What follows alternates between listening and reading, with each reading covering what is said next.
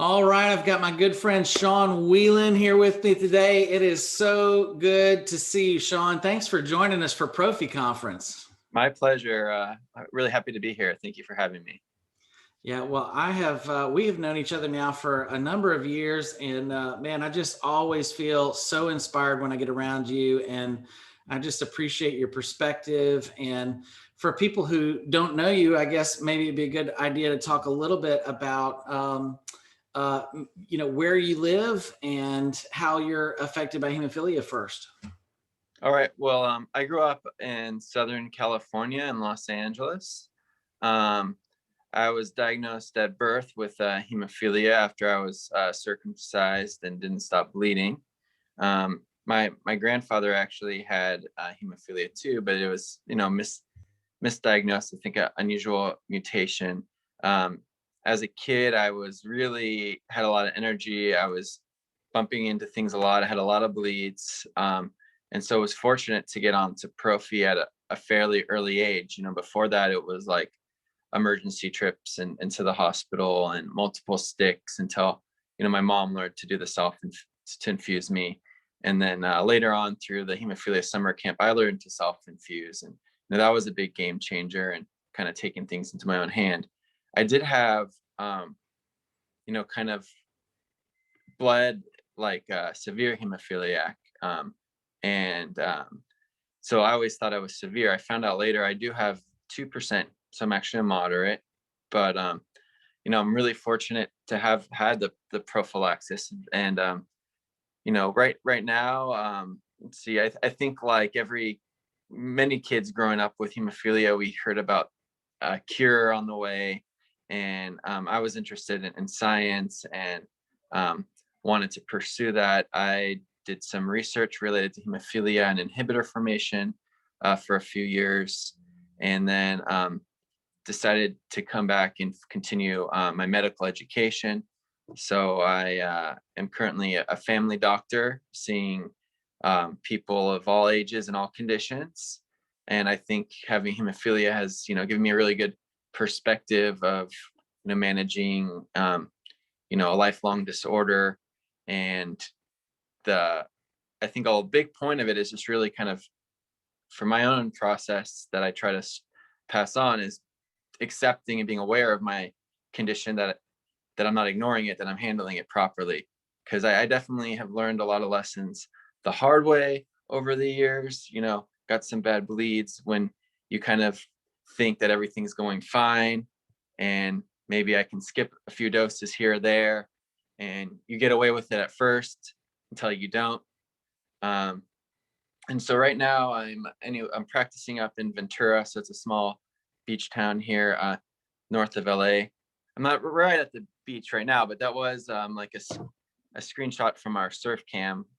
Just maybe I can ride my bike there in 5 minutes. So I like to stay active in the outdoors, hiking, biking, get to do a little surfing. I got 2 kids now, a 3-year-old boy and almost a 1-year-old daughter. And, kind of going from adolescence through college, early career, and now kind of as an early doctor, eight years after studying, and a father.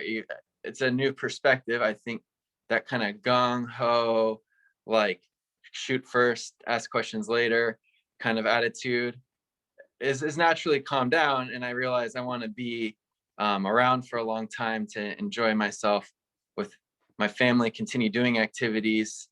So I definitely have naturally been able to play it more safe, which didn't come to me naturally as I was younger. And I can recognize there was a few key points that really were instrumental in remembering to do prophylaxis. So I remember at first it was just like a battle to get it right, and we were doing all these trips to the hospital and back and forth, and so it was really kind of liberating actually to just get it on a regular basis. It actually freed up my life a lot. And going into college was maybe one of the first, a really big kind of challenge to that, because here I am living off on my own in the dorms, And, I just kind of wanted to maybe forget that I had hemophilia. And, realize like I got like, even before that, I guess I got a really bad hip bleed. And I don't know if I had missed my prophylaxis or I didn't rest when I had done it. But, you get these reminders that, even as a moderate, like this is a real thing and there's real consequences. And, I was out for a few months on the couch, just resting up. And so that's something that's stuck in my mind. And um, I realized if I was going to walk to classes and do everything, like I could really fall off if I didn't kind of stay up on things and really own that responsibility. I think I was really lucky going into it that I did. I think a lot of the work in the hemophilia community, making friends, helped me to be more aware and accepting of that. And even, like writing for hemophilia scholarships and things going up. You want to practice what you preach. You're right about doing these things, and you're like, wait a second, am I really taking these precautions, these lessons that you kind of learned again and again in different ways?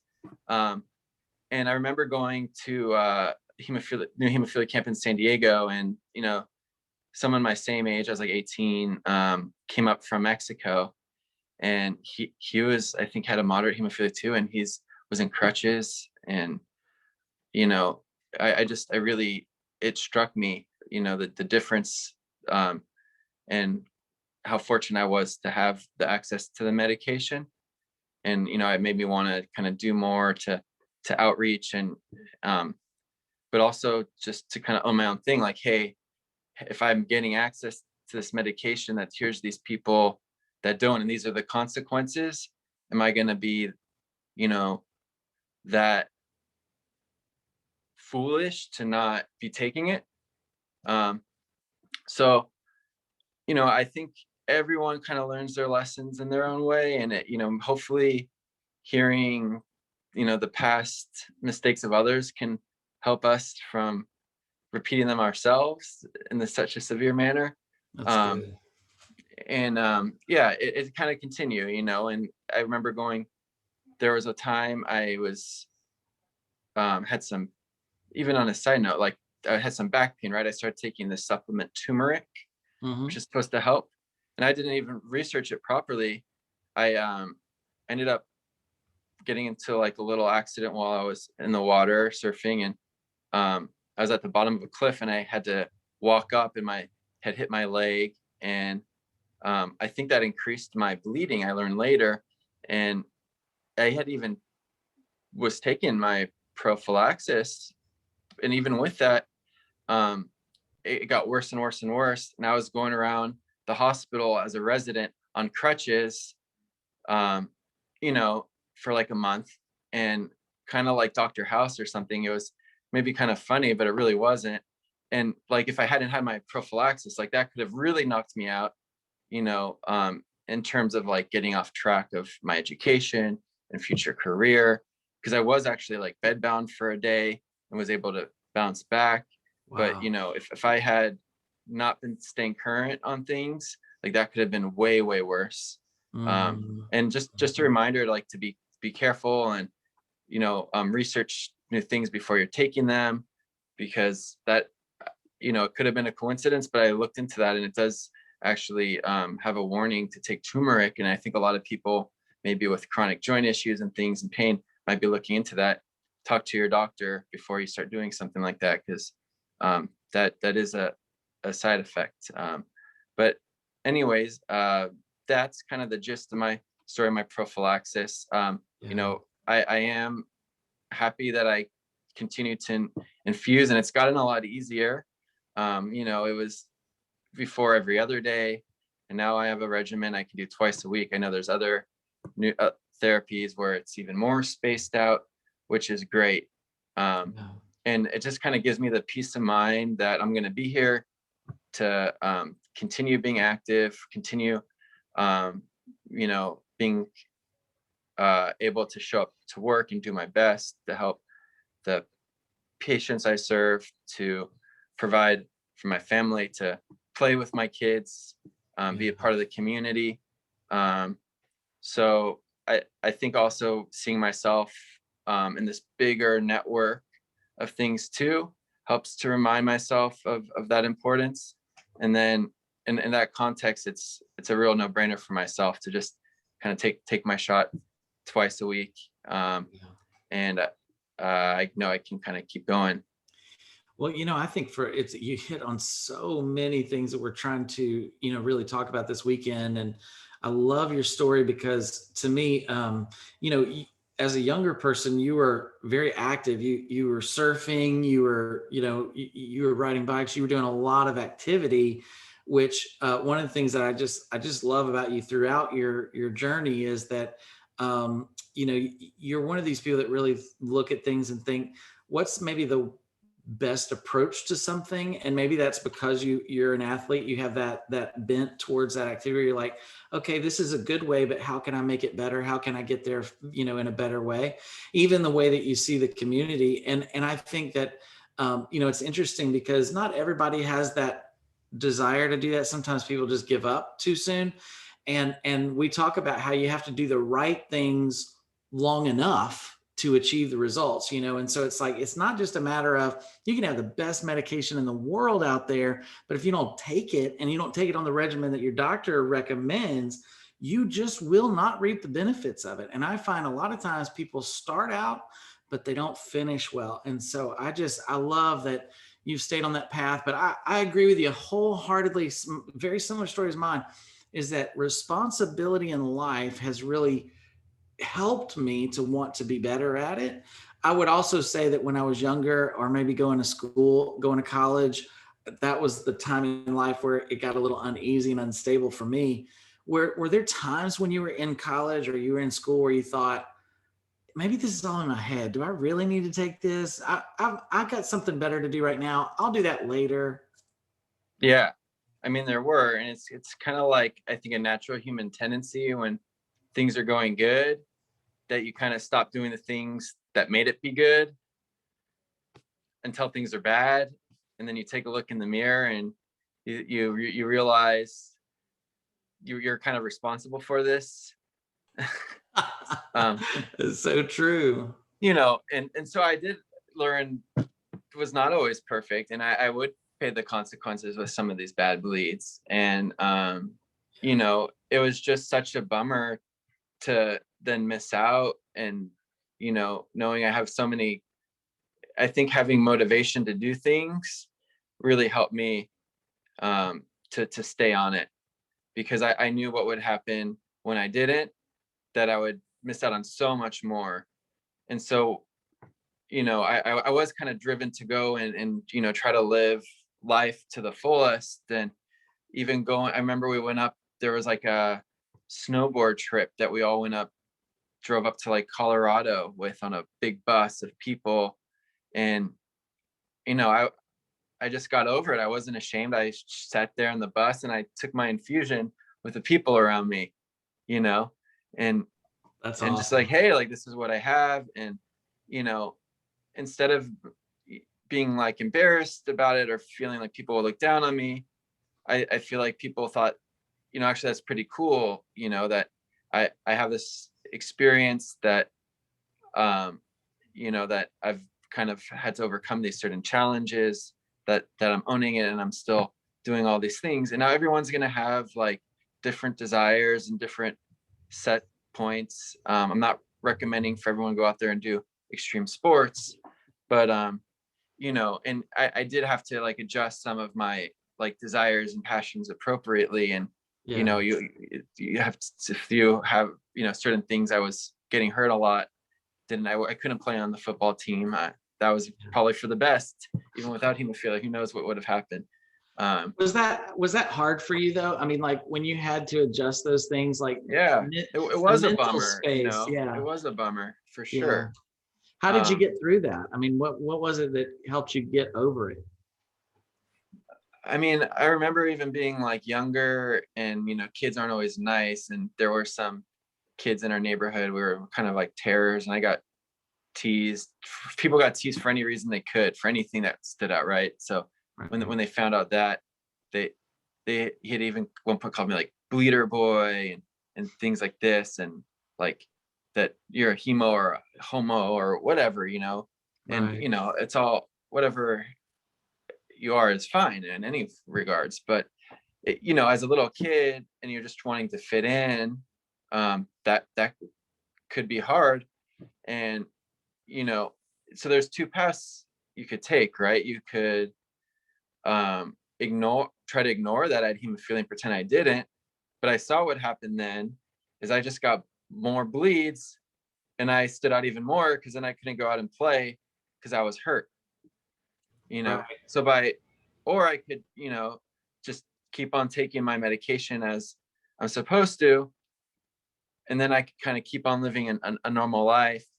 And I think it's easier as you get older to kind of shrug those things off, you know, not take things personally. It's hard when you're younger and you're in the moment, but I think that's one of the biggest perspectives of being more of time, is just not caring as much what other people think, and being your authentic self.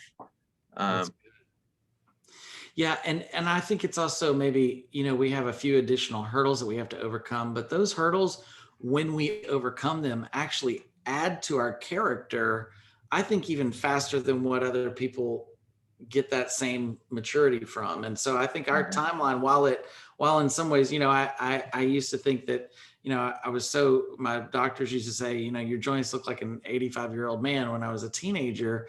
And I used to hate that because I was like, oh, why does life have to be like this? But then once I realized, like, I was learning lessons along the way that many people didn't learn until they were 85. And so that there was some maturity that came with that too, that I Yeah. think, has been valuable in life. And Yeah. I would want to know too, like, has that added to you in your career path? Have you felt like some of those lessons you learned helped to advance you in your career?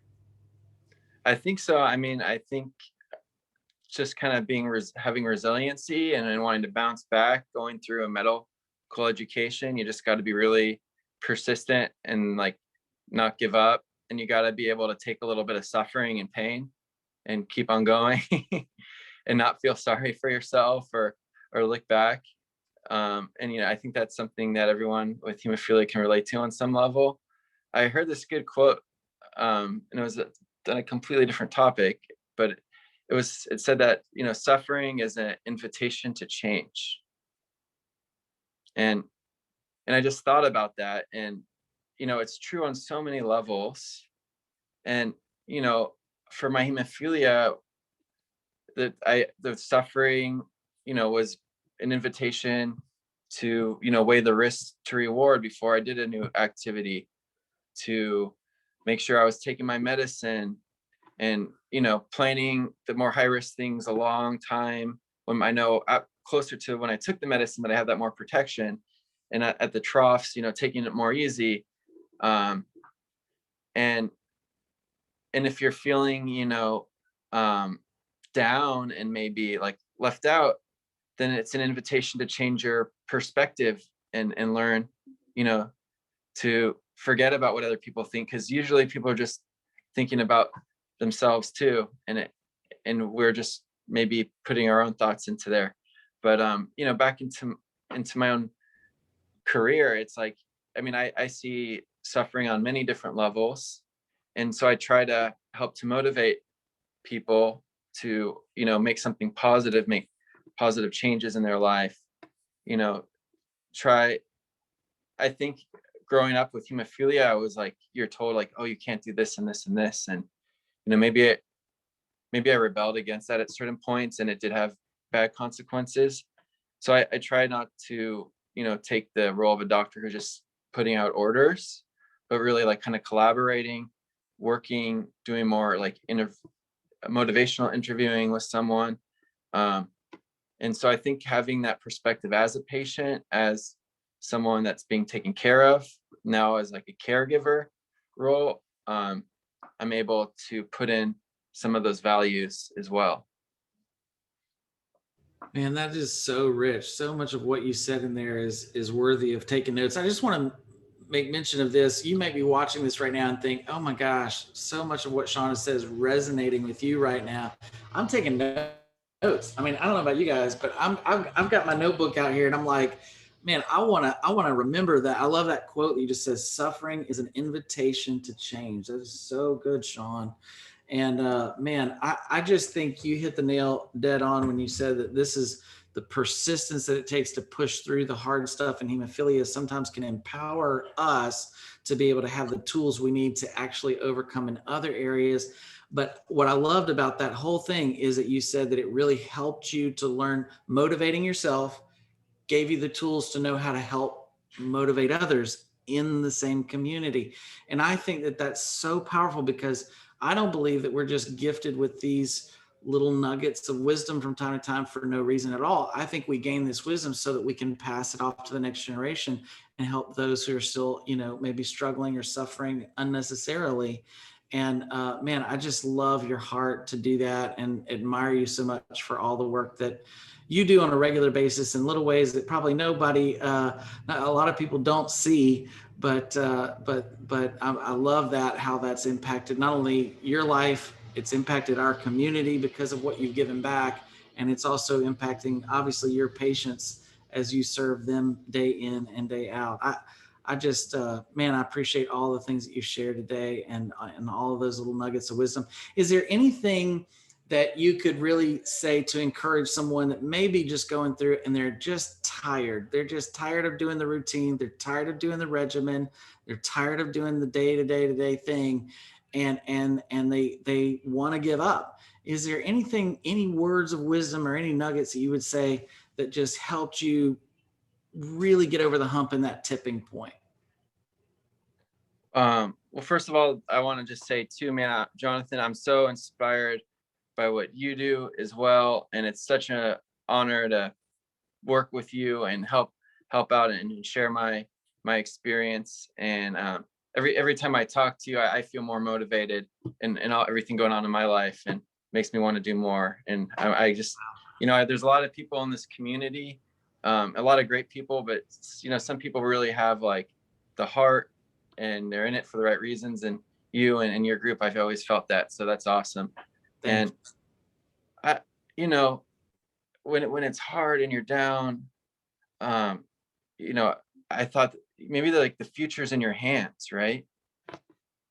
Like on so many levels, like the future's in your hands to choose that path, what you're going to do, what's that next step you're going to make.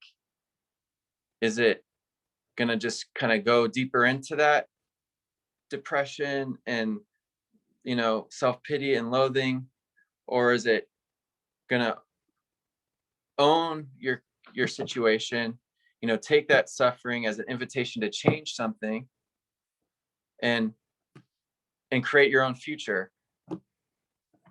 Oh yes. Oh yes. That is so true. That's so good. Man, I could not have said it better. That is exactly dead on. Being able to, I love that invitation to change again thing, but it's like, man, you do have to own it. It's that moment on the bus that you were like, I'm just doing this right here. I don't care. You're going to see it. I'll explain it, but I have this thing. It is who I have to be right now. I'm going to do this so that I don't have to think about it anymore, And I just love that, man. I love your attitude. I love your perspective. I Yeah. oftentimes think, for us, it's in the name, right? We've got this hope thing going on. And for us, it is that inspiration. Somehow there's got to be a hope for a better future, or else you just don't continue to move forward. You will Yeah. stop moving forward if you don't think things can be better. And I'm here to tell you, I think Shawn is here to tell you that, look, no matter how tired you get, there is a better way, there is a better future, but you got to stay on track. You got to do the right things long enough, and you don't want to end up with joint damage because you didn't do the right things, Yeah. because it'll and it'll be more limiting in the future. I think a lot of these things that hold us back, are fear, right? Like fear of not fitting in, fear of having to be different. um some fear can be good, like fear of getting a bleed, right? And making you stay on track. But I think getting there too, like one thing I've really try to think about a lot in my life and interactions is courage too, right?